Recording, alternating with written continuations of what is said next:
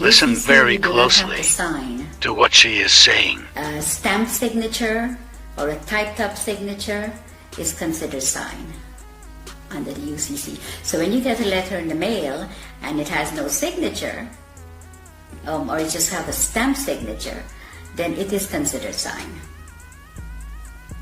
The UCC is very, very important for people to learn about what's going on with their lives, because we are on the contract law, no other law. There is no law at all. In America, the court system is operated under military. When you walk into a courtroom, I don't care which courtroom, if it's a higher court or a lower court, they're under the military. Now you walk in there and you're not a military member, and you're not told that you've been tried under the military. If you mention the Constitution, the judge says it does not apply in my courtroom. But you don't know what he's saying, because you don't know what they're doing to you when you're there. And all of that language is designed to confuse the hell out of you. Yes, it's designed under the UCC, and they know. They know what they're doing, and they know how to manipulate you.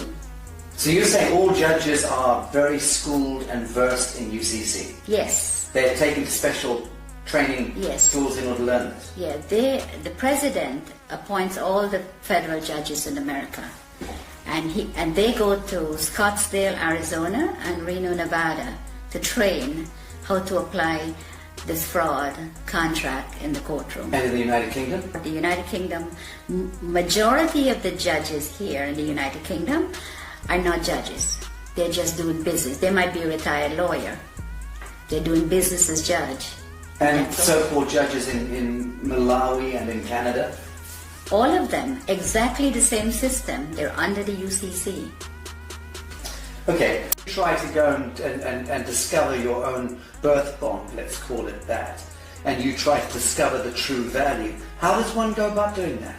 You apply to the Federal Reserve for it. There's forms that you can fill in, and you can, once you find the bonds and the serial numbers, you can get it from the Federal Reserve because they have it. And you can then discover the value of your bond? Of course. And the average, let's say, 50-year-old in the United States would be worth what? A 50-year-old in the United States, it could be worth hundreds of millions.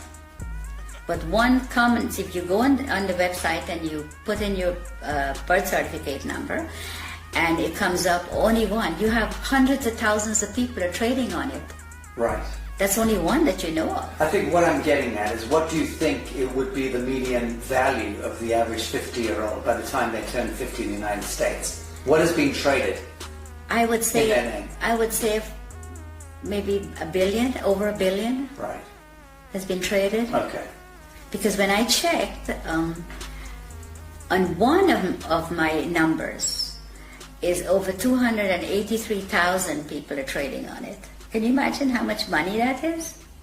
So when we hear that the US has a debt of $23 trillion or whatever it is, that fictitious money was all pumped out of the air, but effectively it was discharged against the value of yes. the people. Yes. Right, so that's where the fiction emerges. Yes. And it becomes this huge imbalance that no one quite understands. How on earth do we get that much money? They just made it up as they go along and tell us what they want to tell us. Yes, but they'll validate the making up of that money by, yes. on paper, discharging it against the value of yes. the citizenry.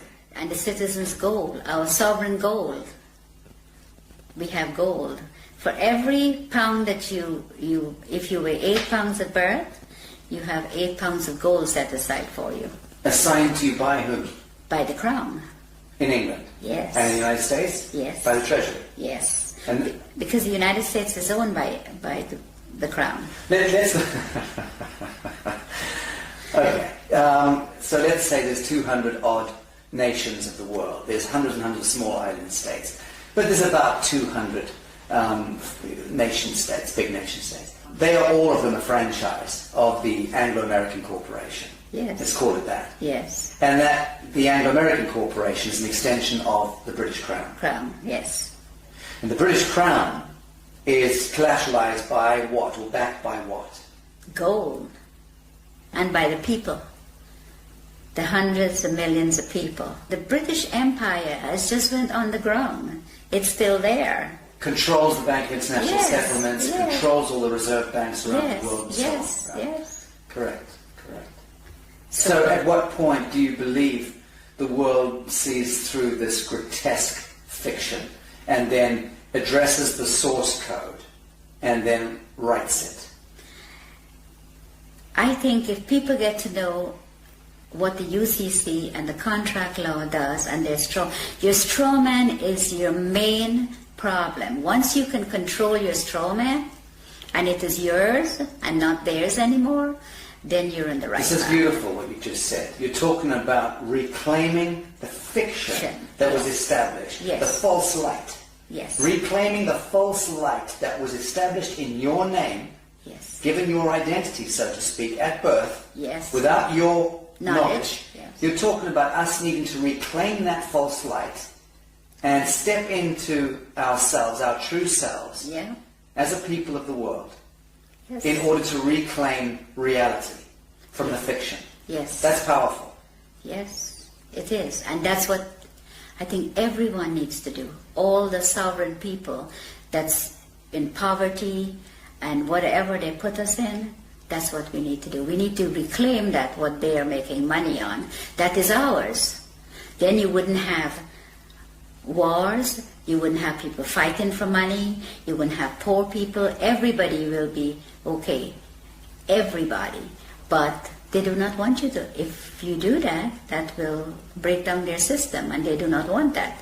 So once you know, you need to get into it, and you need to start reclaiming your straw man. It is yours.